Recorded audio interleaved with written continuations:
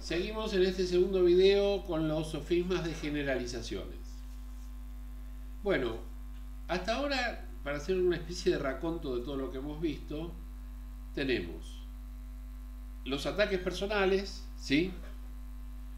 Acuérdense, los ataques personales son de esta forma. Algunos se llaman ataques personales, otros se llaman hombres de paja, etc. Defiendo la postura personal, pero no con argumentos míos, sino atacando a los otros, atacando a mis interlocutores o a mis oponentes. Después tenemos las falacias de inatinencia o los sofismas inatinentes. Tenemos de datos irrelevantes, como por ejemplo la pista falsa o la genética, ¿sí? Después tenemos, acuérdense este tan divertido que es la petición de principio. Sostener la verdad de una afirmación por sí misma. Después tenemos junto con los sofismas inatinentes de olvido, tenemos los emocionales o los apelativos, donde están todos estos como el ad populum, el recurso patético, etc. Antes habíamos visto los lógicos causales y los lógicos formales. La diferencia entre unos y otros consiste en que los causales pretende que entre dos hechos hay una conexión mecánica o causal, y los lógicos formales pretende que entre dos ideas hay una conexión semántica profunda, lógica. Es el caso del falso dilema, del antecedente y del consecuente. Falacias estas que ya hemos estudiado en el primer video. Ahora vamos a ver los sofismas de generalización. Lo mismo que las fallas lógicas o las de inatinencia, los sofismas de generalización son muy típicos de la conversación cotidiana, de las discusiones cotidianas. ¿Por qué son típicos? No porque la gente sea tonta o malvada, sino porque nosotros vivimos prácticamente en la singularidad. Cada día pasan cosas, pero las cosas que pasan son insuficientes para que nosotros podamos establecer una regularidad en ese sucederse de las cosas. Entonces, ¿cómo suplimos la falta de convicción acerca de la regularidad de los aconteceres? Muy fácil, a través de la generalización. En lógica se estudia el razonamiento inductivo, aquel que permite pasar de lo particular a lo general, es decir, a partir de una serie de observaciones establecer un conjunto más o menos amplio de afirmaciones que contengan a todas esas observaciones. Por ejemplo, anoche me picó un mosquito, recién me picó un mosquito, etc. Bueno, quiere decir que en la casa hay mosquitos. Esa sería una regla general por la cual establecemos una regularidad, de ahí viene regular, de regla, una regularidad de casos que se han dado de manera aislada. Hasta ahora nosotros sabemos que las generalizaciones tienen varias dimensiones. Una de ellas es la de los casos observados. Otra de ellas es la amplitud que damos a la regularidad de los casos observados. La tercera es la excepcionalidad a los casos reservados. O sea, un caso observado puede repetirse varias veces, pero ¿qué pasa si no se repite? ¿Cuál es la regla? ¿Que se repita o que no se repita? ¿Cuál es la excepción? Bueno, esta sería la tercera dimensión de las generalizaciones. Por eso es que cuando nosotros estudiamos los razonamientos falaces, tarde o temprano nos topamos no solo con el problema de la inatinencia, no solo con el problema, digamos, de la conexión lógica o causal entre los hechos, sino también con la gran incógnita, la regularidad de los aconteceres del suceder de la historia. A veces lo podemos invocar a cuestiones causales, a veces a cuestiones correlacionales de tipo lógico y a veces solamente al azar.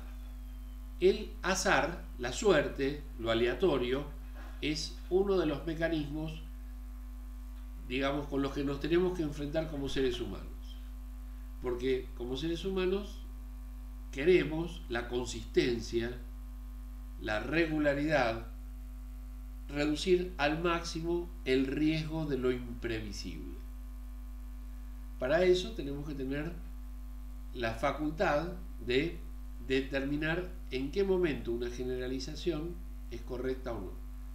Por eso estos sofismas, que también son muy frecuentes en la vida cotidiana, tienen que ayudarnos a confiar en generalizaciones que no están bien sostenidas. Fíjense en este caso.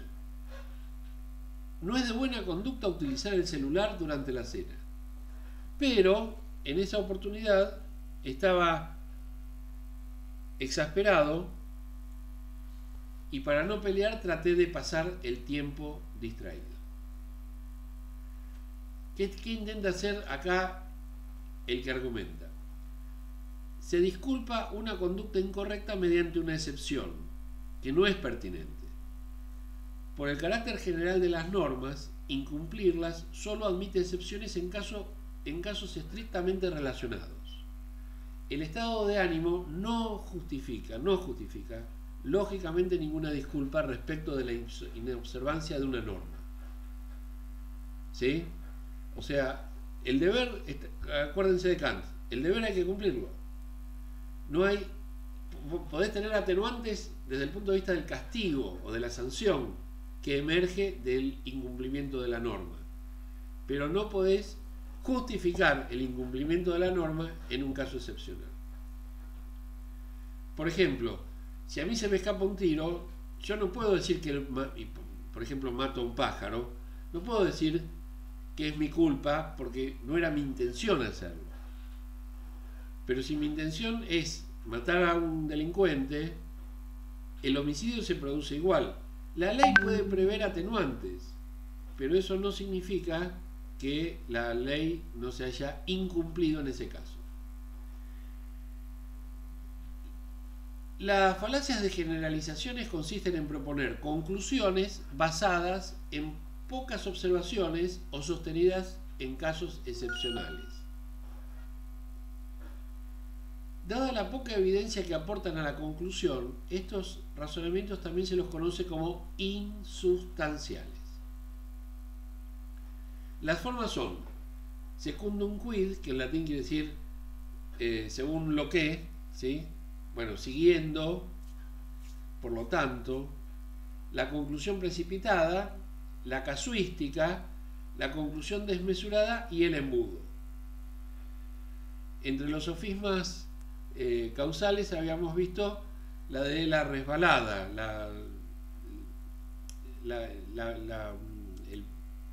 el juicio, el razonamiento que provocaba una catarata de causas o que presumía la sucesión de una serie de causas. Acá tenemos la del embudo.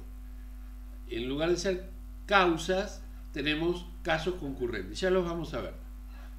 Se obtiene una conclusión precipitada si se generaliza a partir de casos insuficientes o excepcionales.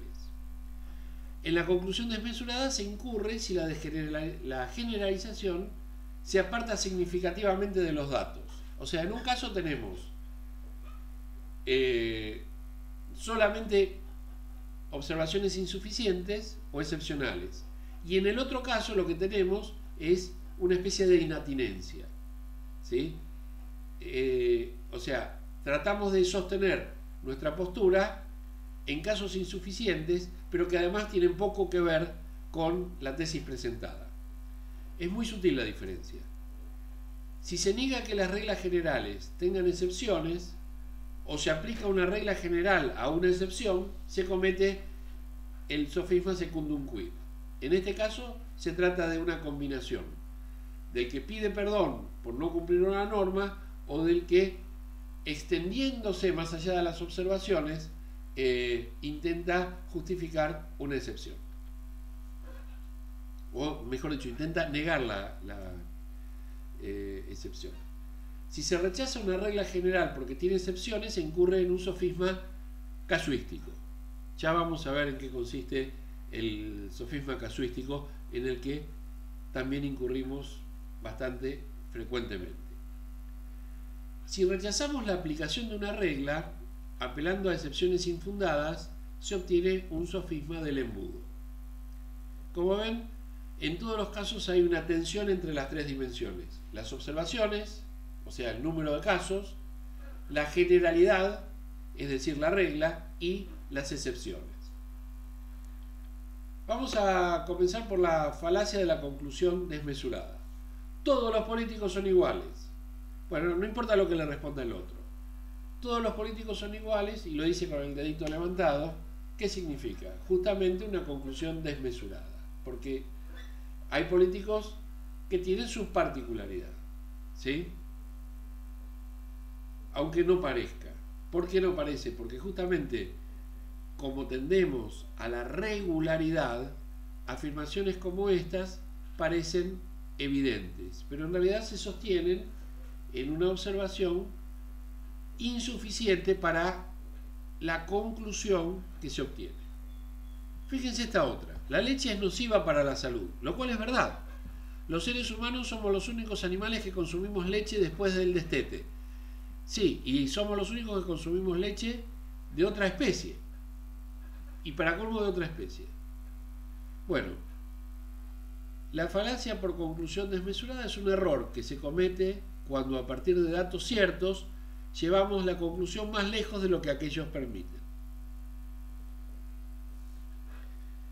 Los políticos son iguales, pero lo que quiere decir el sujeto acá es lo siguiente: que todos son malos, y sabemos que si esto fuera cierto, estaríamos realmente en una situación muy comprometida. Pasemos a la falacia casuística. Consiste en rechazar una generalización alegando excepciones irrelevantes. Las reglas generales, como por ejemplo que todas las personas necesitamos estar acompañadas, las reglas generales sí son normas culturales de nuestra sociedad, que todas las personas necesitan el cuidado adecuado, ¿sí? Parecen verdades de sentido común, verdades de perogrullo, pero hay quien las combate. Hay quien dice: ¿para qué quiero vivir si no tengo trabajo? No, bueno, es que la vida es algo mucho más importante que el dinero. Por supuesto que no podés vivir sin trabajar, pero no confundas los dos planos. Las reglas generales no se invalidan señalando excepciones, sino demostrando que las excepciones conforman la mayoría de los casos. Nunca estamos frente a una totalidad de casos. Por lo tanto, siempre va a haber excepciones dentro del conjunto, dentro del universo de casos observados.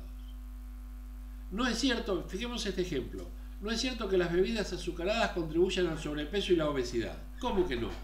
Tengo un amigo que toma mucha gaseosa y es muy flaco. No, no tiene nada que ver. Puede ser una excepción, puede tener otras enfermedades u otra disposición hormonal que le permite no almacenar el azúcar y sintetizarlo en grasa. Yo qué sé, no tengo mucha idea, pero hay excepciones. Además, es flaco por ahora. Esperá que crezca, esperá que deje de hacer actividad física. Yo qué sé. No tomes un caso excepcional como refutación de una regla. Esa sería la enseñanza que nos deja la falacia casuística. Bien, con esto terminamos la clase de hoy. La semana que viene, o si el lunes que viene, veremos los sofismas de ambigüedad y buscaremos más ejemplos para ir analizando y viendo cómo se combinan y se diferencian cada uno de estos 5 tipos de ambigüedades que estamos viendo. Les dejo mi abrazo, mi saludo y el deseo de poder recuperar las clases presenciales lo antes posible.